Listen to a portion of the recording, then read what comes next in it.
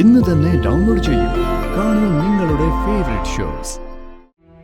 എന്റെ മക്കളുമാരിങ്ങനെ സങ്കടപ്പെടണ്ട. വിഷ്ണു വന്നിട്ട് ആലോചിച്ച് ബാക്കി കാര്യങ്ങൾ ഞാൻ ചെയ്തോളാം. ഇങ്ങനെ നിൽക്ക് മോണിങ്ങനെ നിൽക്കും. ആർക്കോ വേണ്ടെങ്കിലും അച്ഛനാണിത്.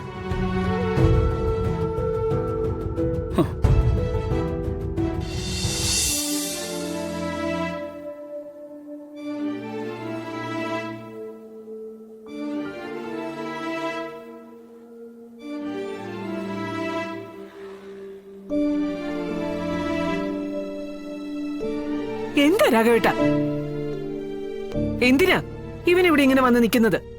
ഞാനായിട്ടുണ്ടാക്കിയ കുഴപ്പങ്ങളെല്ലാം ഞാനായിട്ട് തന്നെ അങ്ങ് പരിഹരിച്ചു.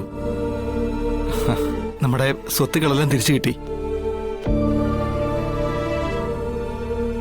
അത് സത്യമേ ഏൽപ്പിക്കാൻ വേണ്ടി വന്നതാ. ഇനി എനിക്കതൊന്നും വേണ്ടെന്ന് പറഞ്ഞല്ലേ നിന്നോട്?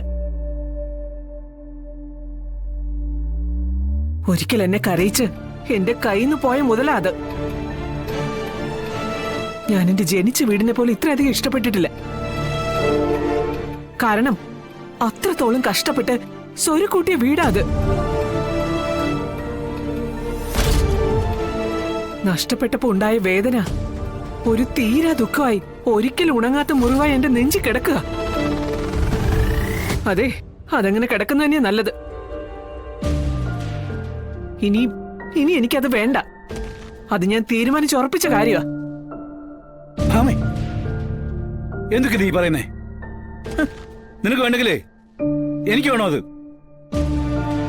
കാരണം അതെന്റെ മുതലാ, എന്റെ വീർപ്പാ. ചുമ്മാ അതൊക്കെ പറഞ്ഞേ തിരിച്ചു കിട്ടും. അത് നഷ്ടപ്പെടുത്താൻ എന്നെ കൊണ്ടാവത്തില്ല.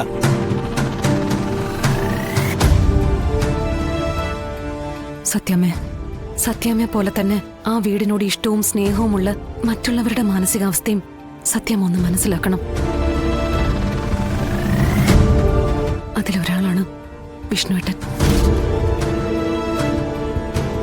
എന്തൊക്കെ ഉണ്ടായാലും ഇനി സ്വർണം കൊണ്ട് മറ്റൊരു സ്വപ്ന ഗോപുരം പണിത് മുന്നിൽ വെച്ചു കൊടുത്താലും ഓടിച്ചാടി നടന്നു വളർന്ന് സ്വന്തം മണ്ണ് നഷ്ടപ്പെട്ടപ്പോ ഉണ്ടായ വേദന അതൊരിക്കലും അണയാത്ത വെളിച്ചമായി ഇന്നും വിഷ്ണുവേട്ടന്റെ മനസ്സിലുണ്ട്. പിന്നെ വന്നു കയറിയ ഞങ്ങൾക്കും, എനിക്കും ശ്യാമയ്ക്കും, ഞങ്ങൾക്ക് ആ വീട്ടിൽ എന്തൊക്കെ അനുഭവങ്ങൾ ഉണ്ടായാലും അത് ഞങ്ങൾക്ക് ഭൂമിയിലെ സ്വർഗം തന്നെയായിരുന്നു. ഒരിക്കൽ കൂടി ആ വീടിന്റെ മുറ്റത്ത് അച്ഛനെ എല്ലാ അധികാരത്തോടും കൂടി കാണണമെന്ന് ഞങ്ങൾ ആഗ്രഹിച്ചത് ഒരു തെറ്റാണോ സത്യാമ്മ? സത്യാമ്മ ഇവിടെ ഇങ്ങനെ ഒരു വീട്ടിൽ ജീവിച്ച് കാണാനല്ല ഞങ്ങൾ ആഗ്രഹിക്കുന്നത്. ആ പഴയ പ്രതാപത്തിലും തന്റെ ഇടത്തിലും ആ വീട് ഭരിക്കുന്ന വീട്ടമ്മയായിട്ട് കാണാനാ ഞങ്ങളിത് തിരിച്ചു വാങ്ങിച്ചത്.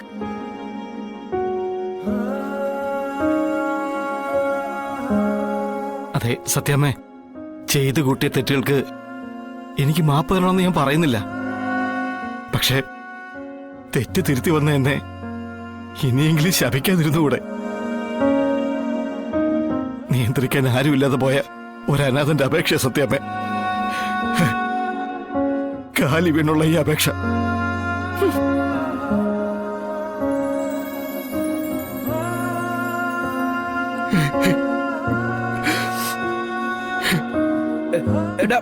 ലോകത്തെ എണീക്ക്, എണീക്കടാ. ഞാനാ പറയുന്നേ എണീക്കാൻ.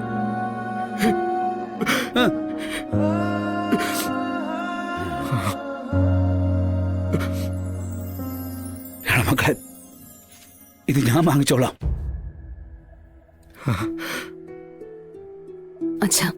മക്കളെ,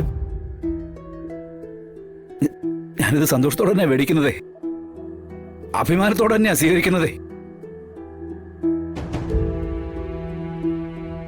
എന്റെ മക്കളുമാരിങ്ങനെ സങ്കടപ്പെടണ്ട. വിഷ്ണു വന്നിട്ട് ആലോചിച്ച് ബാക്കി കാര്യങ്ങൾ ഞാൻ ചെയ്തോളാം. ഇങ്ങനെ നിൽക്ക് മോണിങ്ങനെ നിൽക്കും.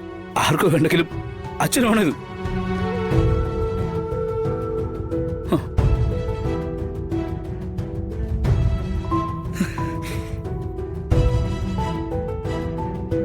ഭഗവാനെ,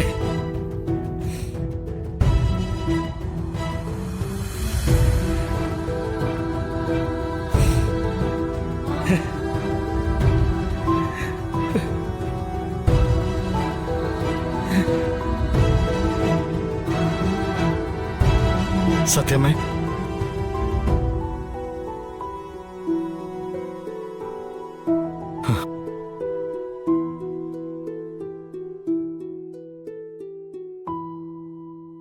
അച്ഛാ, സത്യമ്മ സാരമില്ല മോളെ, എല്ലാം ഞങ്ങൾ പറഞ്ഞ് മനസ്സിലാക്കിക്കൊള്ളാം.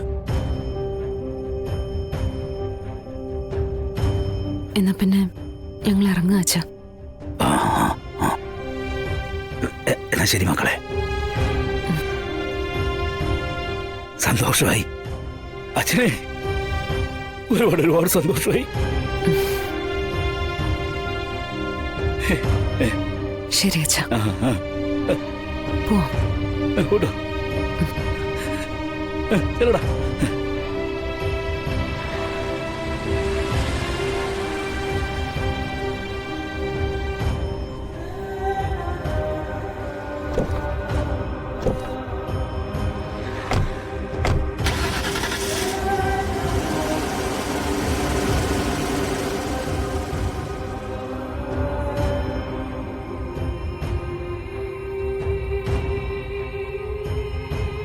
എന്നെ വേണ്ടാത്ത വീടാ അത്. എന്നെ ഉപേക്ഷിച്ച വീട്. ഞാൻ അവിടുന്ന് പടിയിറങ്ങിയത് ഇനി അങ്ങനെ ഒരു വീട് എനിക്കില്ലെന്ന് മനസ്സിനെ പറഞ്ഞു പഠിപ്പിച്ചിട്ട് തന്നെയാ. ആ തീരുമാനത്തിൽ നിന്നും സത്യഭാമയെ ആർക്കും പിന്തിരിപ്പിക്കാനാവില്ല. അതിനു വേണ്ടി ആരും കച്ചകെട്ടി ഇറങ്ങാൻ വേണ്ട. ഇപ്പോഴാണോ സത്യഭാമയുടെയും രാഘവന്റെയും കണ്ണീരിന് വിലയുണ്ടായത്? ഇതുവരെ അതാരും കണ്ടില്ലല്ലോ.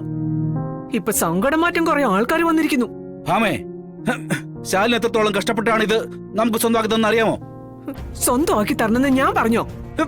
എന്തിനാ ഭാമ ഇങ്ങനെ തട്ടാമുട്ടി പറഞ്ഞു സ്വയം ചെറുതാവുന്നേ? അവര് ചെയ്ത കഷ്ടപ്പാട് മനസ്സിലാക്കിയെങ്കിലും അവരോടൊന്നും മാന്യമായിട്ട് സംസാരിക്കാനെങ്കിലും നിനക്ക് പറ്റിയില്ലല്ലോ. ആരെ കാണിക്കാനാ നിന്റെ ഈ ധാർഷ്ട്യം?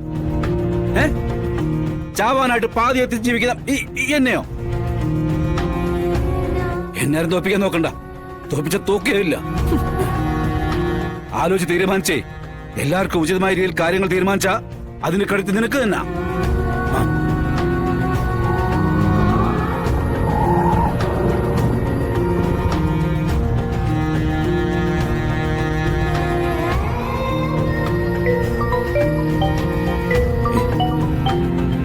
സാബു റീസറാണല്ലോ.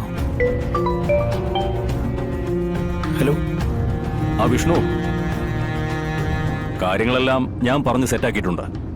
നാളെ കാലത്ത് തന്നെ സിവിൽ സ്റ്റേഷനിൽ എത്തണം.